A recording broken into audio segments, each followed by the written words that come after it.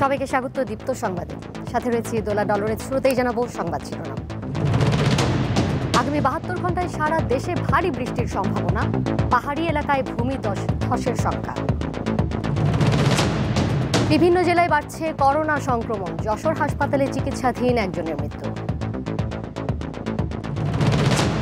চাঁপাইনবাবগঞ্জ সীমান্ত দিয়ে 20 জনকে পুশ ইন করেছে বিএসএফ, বিজিবির প্রতিবাদ।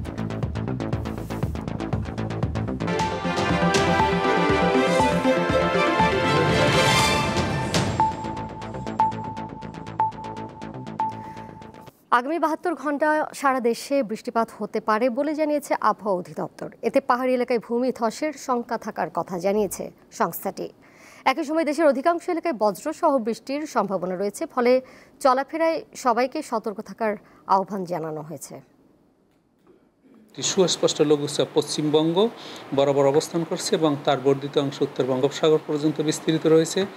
এর ফলে উত্তর বঙ্গোপসাগরে গভীর সঞ্চালনশীল মেঘমালা তৈরি হচ্ছে এবং দক্ষিণ পশ্চিম দিক থেকে জলীয়বাষ্পে সমৃদ্ধ বাতাস বাংলাদেশে ক্রমাগতভাবে প্রবেশ অব্যাহত রেখেছে এবং সারি সারি মেঘমালা তৈরি হচ্ছে এবং বৃষ্টিপাত অব্যাহত রয়েছে। সকল বিভাগেই কোথাও কোথাও ভারী থেকে অতি ভারী বর্ষণ হতে পারে এবং অতি ভারী বর্ষণের কারণে রাঙামাটি, চট্টগ্রাম, খাগড়াছড়ি এবং বান্দরবনের পাহাড়ি এলাকায় ভূমিধসের সম্ভাবনা রয়েছে। তাছাড়া ঢাকা, চট্টগ্রাম এবং খুলনা মহানগরের কোথাও কোথাও অস্থায়ীভাবে জলাবদ্ধতা তৈরি হতে পারে। কোনো নিম্ন এলাকায়ও অস্থায়ীভাবে জলাবদ্ধতা তৈরি হতে পারে এবং এই যে বৃষ্টিপাত, এই বৃষ্টিপাতের কোথাও কোথাও বজ্রবৃষ্টি হতে পারে এবং এই বজ্রবৃষ্টির সাথে বজ্রপাত হতে পারে। মৌসুমী বায়ু সক্রিয় থাকায় দেশের বেশিরভাগ জেলার আকাশই মেঘাচ্ছন্ন রয়েছে। আবহাওয়া অফিস বলছে, দক্ষিণ পশ্চিম মৌসুমী বায়ু সক্রিয় থাকায় বরিশাল সহ বিভাগের 6 জেলায় বৃষ্টিপাত হচ্ছে। বরগুনায় গত 24 ঘন্টায় 130.2 মিলিমিটার বৃষ্টিপাত রেকর্ড করা হয়েছে। নওগাঁর আশেপাশের উপর দিয়ে বয়ে যাওয়া তাপদাহের পর সোমবার দুপুর থেকে শুরু হয়েছে থেমে থেমে বৃষ্টি। কখনো ভারী আবার কখনো হালকা বৃষ্টিতে নাকাল নগরবাসী। এদিকে টানা বৃষ্টিতে খুলনার সড়ক, অলিগলি এমনকি প্রধান সড়কগুলো পানিতে তলিয়ে গেছে। দুর্ভোগে পড়েছে নগরবাসী। আজ ভোর 6টা থেকে 9টা পর্যন্ত টানা বৃষ্টিতে জলজটের সৃষ্টি হয়েছে চট্টগ্রাম নগরীর জিএসসি মোড়, আগ্রাবাদ, চৌমোহনী, বাকুলিয়া সহ বেশ কিছু নিচু এলাকা।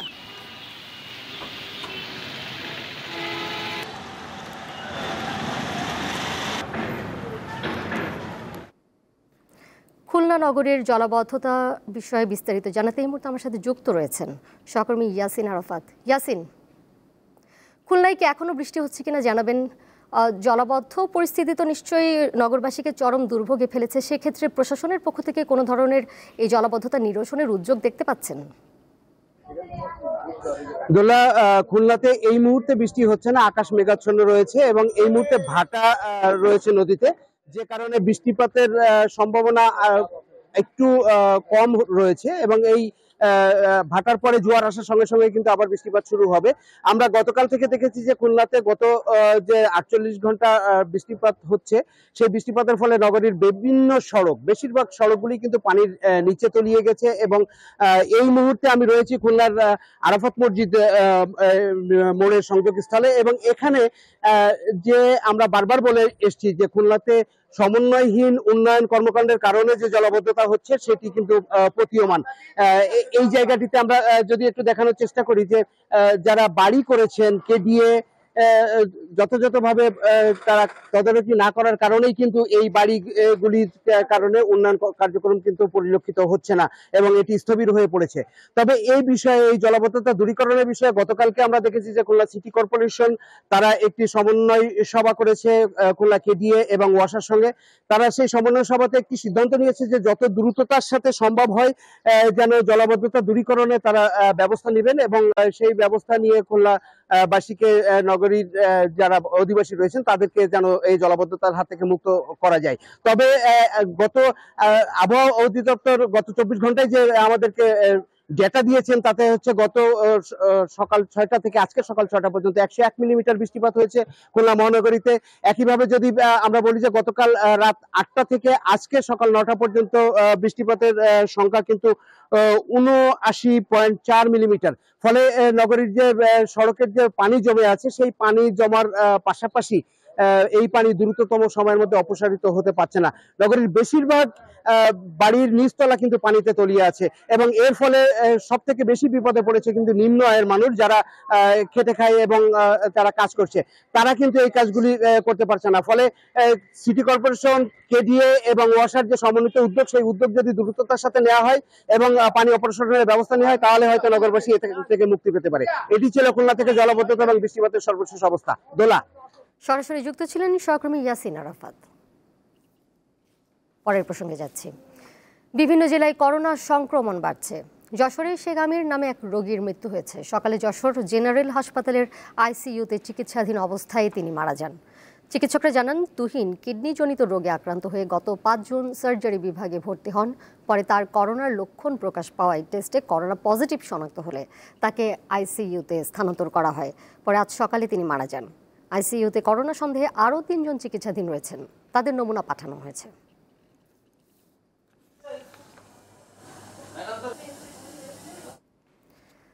পটুয়াখালীতে প্রতিনিয়ত বাড়ছে ডেঙ্গু আক্রান্ত রোগীর সংখ্যা।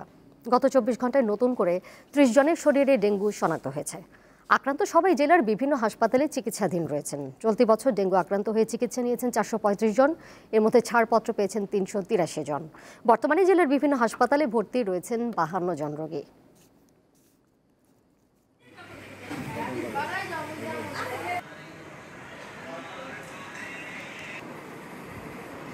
তারপর কি হয় মা? সব ধরনের রাজনৈতিক মতাদর্শের ঊর্ধ্বে থেকে পেশাদারিত্বের সঙ্গে এসএসএফকে কাজ করতে বললেন প্রধান উপদেষ্টা ডক্টর মোহাম্মদ ইউনূস। আজ স্পেশাল সিকিউরিটি ফোর্স এসএসএফ এর ৩৯তম প্রতিষ্ঠা বার্ষিকী উপলক্ষে আয়োজিত এক অনুষ্ঠানে দেওয়া ভাষণে তিনি এসব কথা বলেন। প্রধান উপদেষ্টা বলেন, এসএসএফ অন্যান্য বাহিনীর তুলনায় একটি ক্ষুদ্র বাহিনী, তবে এর কাজের গুরুত্ব ও সংবেদনশীলতা অনেক বেশি। বিগত ১০ মাসে এই বাহিনী দেশে বিদেশে অনেকগুলো গুরুত্বপূর্ণ দায়িত্ব দক্ষতার সঙ্গে পালন করেছে। এসএসএফ নিয়মিত বিভিন্ন ধরনের নিরাপত্তা হুমকি পর্যালোচনা করবে এবং সেগুলো মোকাবেলার জন্য যাবতীয় প্রস্তুতি নেবে বলেও আশা প্রকাশ করেন প্রধান উপদেষ্টা।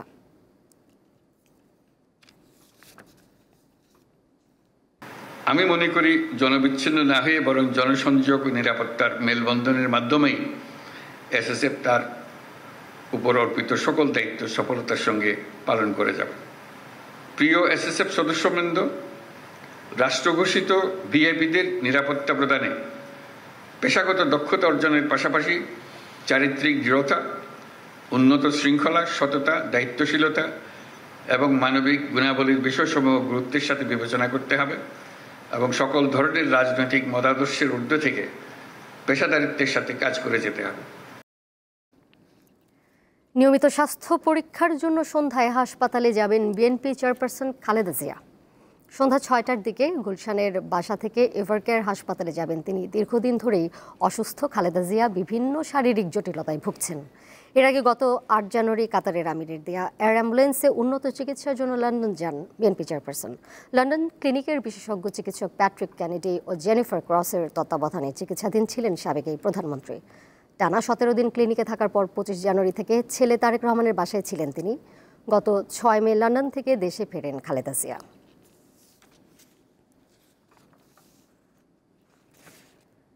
সাংবিধানিক কাউন্সিল বা এনসিসি গঠন বিষয়ে আলোচনা দিয়ে ঐক্যমত্য কমিশনের আলোচনা চলছে। মঙ্গলবারের আলোচনায় অংশ না নিলেও বুধবারের বৈঠকে অংশ নিয়েছে জামায়াতে ইসলামী।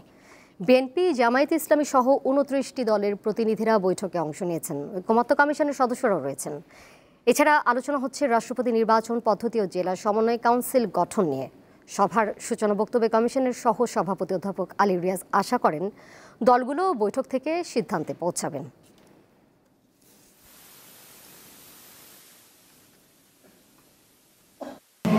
এনসিসি বা জাতীয় সাংবিধানিক কাউন্সিলের ব্যাপারে এক ধরনের মতামত এসছে, যেগুলোর পরিপ্রেক্ষিতে কিছু কিছু বিকল্প প্রস্তাব বা আলোচনার মধ্যে প্রস্তাবও তৈরি হয়েছে। আমরা সবচেয়ে খুশি হব যদি আমরা এই বিষয়ে একটা সিদ্ধান্ত আসতে পারি আজকে, যেগুলো আমাদেরকে কাজের ক্ষেত্রে অনেক বেশি সাহায্য করবে। কিন্তু সরকারি চাকরি সংশোধন অধ্যাদেশ 2025 বাতিলের দাবিতে সচিবালয়ে বিক্ষোভ করেছেন সরকারি কর্মচারীরা। বাংলাদেশ সচিবালয় কর্মকর্তা কর্মচারী ঐক্য ফোরামের নেতৃত্বে এই আন্দোলন চলছে। বেলা 11টার দিকে সচিবালয়ের 6 নম্বর ভবনের সামনে জড়ো হয়ে বিক্ষোভ মিছিল শুরু করেন তারা। এরপর মিছিল নিয়ে সচিবালয় চত্বরের দিকে যান বিক্ষোভকারীরা। তবে অন্য দিনের চেয়ে আজ বিক্ষোভ মিছিলে কর্মচারীদের উপস্থিতি কম ছিল। চাকরি সংশোধন অধ্যাদেশ বাতিল না হওয়া পর্যন্ত এই আন্দোলন অব্যাহত থাকবে বলে জানান তারা। আগামীকালের মধ্যে অধ্যাদেশ বাতিল না হলে রবিবার থেকে সারা দেশে কঠোর কর্মসূচির ঘোষণা দেওয়া হবে বলে জানিয়েছে সচিবালয়ে কর্মকর্তা কর্মচারী ঐক্য ফোরাম।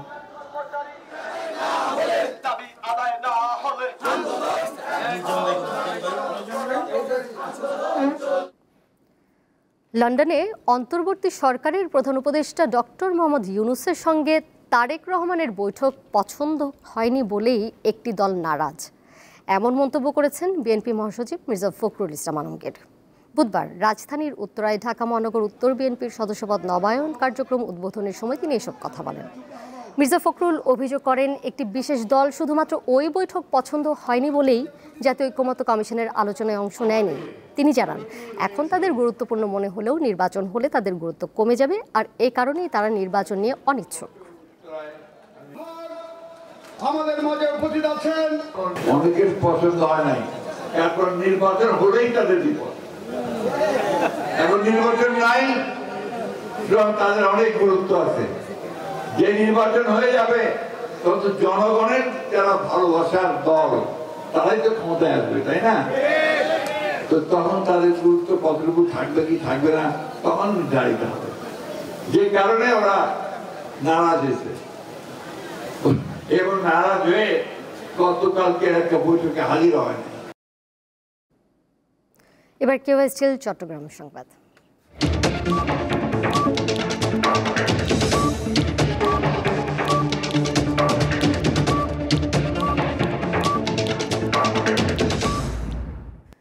চট্টগ্রাম মেডিকেল কলেজ হাসপাতালে অ্যাম্বুলেন্স ভাড়া নিয়ে নৈরাজ্য বন্ধে হুঁশিয়ারি দিয়েছেন সিটি কর্পোরেশনের মেয়র ডাক্তার শাহাদাত হোসেন।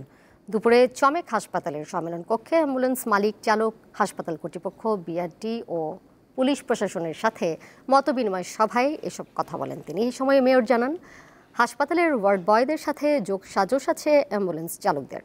তাদের বিরুদ্ধে অভিযান চলবে। ভাড়া নিয়ে রোগীদের সাথে টালবাহানা করতে দেওয়া হবে না। নতুন নীতিমালা তৈরির পর সে অনুযায়ী অ্যাম্বুলেন্স ভাড়া নির্ধারিত হবে। অভিযোগ আছে, চট্টগ্রাম মেডিকেল কলেজ হাসপাতালে দীর্ঘদিন ধরে অ্যাম্বুলেন্স ভাড়া নিয়ে রোগীদের জিম্মি করা হচ্ছে।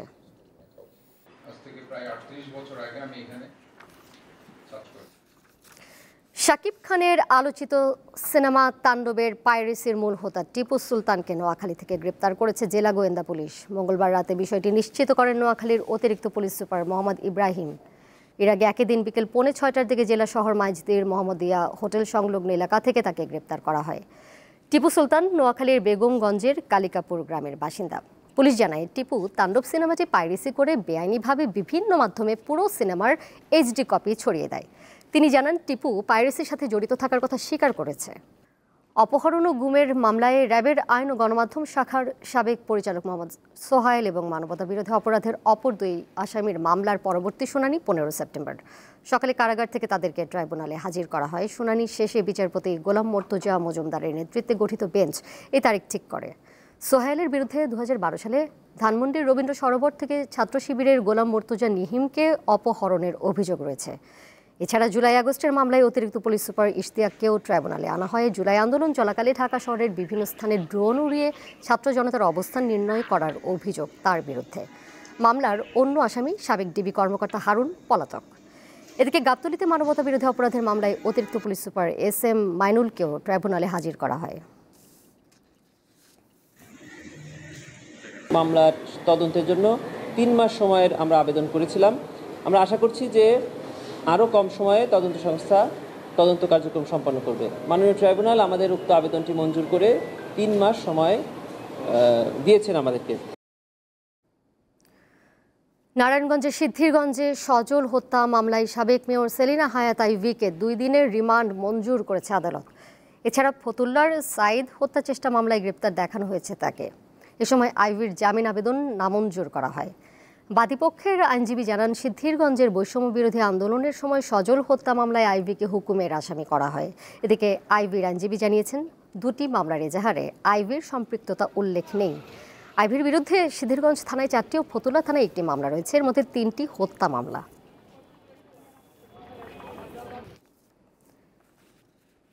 চাঁপাইনবাবগঞ্জের মাসুদপুর সীমান্ত দিয়ে 20 জনকে পুশিন করেছে ভারতীয় সীমান্তরক্ষী বাহিনী বিএসএফ। ভোর 4:45টার দিকে সীমান্ত এলাকা দিয়ে তাদের পুশিন করা হয়। পরে তাদের আটক করে বিজিবির সদস্যরা। আটককৃতদের মধ্যে 3 জন পুরুষ, 7 জন নারী ও 10 শিশু রয়েছে। তাদের সবার বাড়ি কুড়িগ্রাম জেলায়। আটক ব্যক্তিদের নাগরিকত্ব যাচাই বাছাই শেষে তাদের শিবগঞ্জ থানায় হস্তান্তর করা হবে। এই বিষয়ে বিজিবির পক্ষ থেকে বিএসএফকে জোরালো প্রতিবাদ জানানো হয়েছে। ঢাকার আশুলিয়ায় বাসাবাড়িতে গ্যাসের লিকেজ থেকে বিস্ফোরণে অন্তত 6 জন দগ্ধ হয়েছেন। তাদের মধ্যে 5 জনকে জাতীয় বার্ন ইনস্টিটিউটে ভর্তি করা হয়েছে। সকালে আশুলিয়ার নিশ্চিন্তপুর মণ্ডল মার্কেট সংলগ্ন বেদের পাড় এলাকায় দুর্ঘটনা ঘটে। পুলিশ ও স্থানীয়রা জানান, স্থানীয় জুয়েল মিয়ার 2 তলা বাড়ির নিচতলার ভাড়াটিয়া রান্নার জন্য গ্যাসের চুলায় আগুন দিলে বিকট শব্দে বিস্ফোরণ হয়। এতে ভবনের দেয়াল ধসে পড়ে। আগুনে দগ্ধ হন অন্তত 6 জন। পরে তাদের উদ্ধার করে প্রথমে স্থানীয় নারী ও শিশু স্বাস্থ্য কেন্দ্রে নেওয়া হয়। এদের একজনকে প্রাথমিক চিকিৎসা দেওয়া হলেও বাকি 5 জনকে উন্নত চিকিৎসার জন্য জাতীয় বার্ন ইনস্টিটিউটে পাঠানো হয়। আন্তর্জাতিক প্রসঙ্গ, ইসরায়েলের দিকে হাইপারসনিক ক্ষেপণাস্ত্র ফাত্তা-1 নিক্ষেপ করেছে ইরানের Islamic revolutionary guard corps IRGC। Iran কখনোই জায়নবাদীদের সঙ্গে আপোষ করবে না বলে জানিয়েছেন ইরানের সর্বোচ্চ নেতা আয়াতুল্লাহ আলী খামেনি। সামাজিক যোগাযোগ মাধ্যম এক্সে দেওয়া এক পোস্টে এই কথা জানিয়েছেন তিনি। এদিকে ইরান আর ইসরায়েলের সংঘাতে যুক্তরাষ্ট্র সরাসরি জড়িয়ে পড়তে পারে এমন আশঙ্কার মধ্যেই বুধবার ভোররাতে পূর্ব ইংল্যান্ডের রয়্যাল এয়ারফোর্স লেকেনহিথ থেকে অন্তত 4টি F-35 বিমান ঘাঁটি ছেড়ে গেছে বলে জানা গেছে। এই বিমানগুলোর সাথে একটি জ্বালানি ট্যাঙ্কার বিমানও ছিল। এর মধ্যে ইসরায়েল আর ইরান একে অপরের বিরুদ্ধে হামলা চালিয়ে যাচ্ছে। বুধবার ভোররাতেও তেল আবিবে কয়েক দফা মিসাইল হামলা চালিয়েছে ইরান।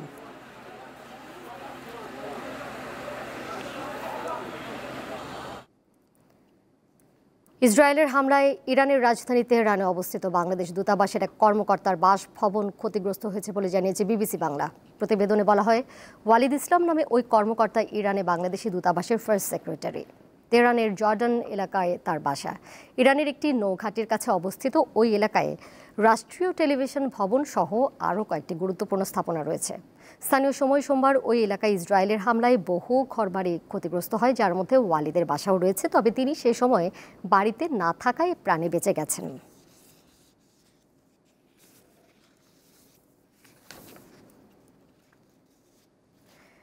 ইরান ইসরায়েল সংঘাতের মধ্যেও থেমে নেই গাজায় হত্যাযজ্ঞ।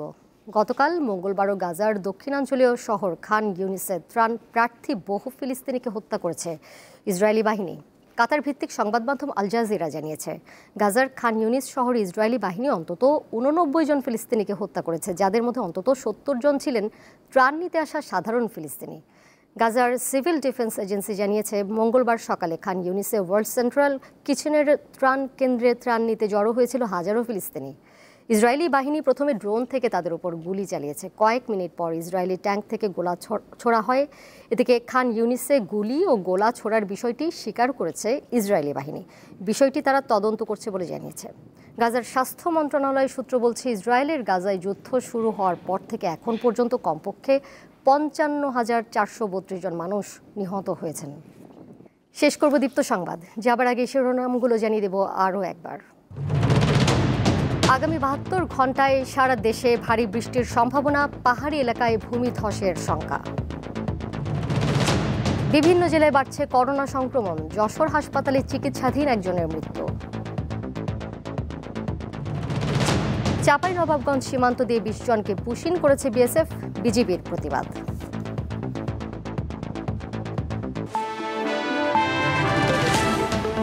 এই ছিল এখনকার মতো। পরের সংবাদ দেখবেন সন্ধ্যা 6:40 এছাড়াও আরও তথ্য এবং বিনোদনের নানা খবরাখবর জানতে যুক্ত থাকুন দীপ্ত ডিজিটাল প্ল্যাটফর্মে। ধন্যবাদ সবাইকে।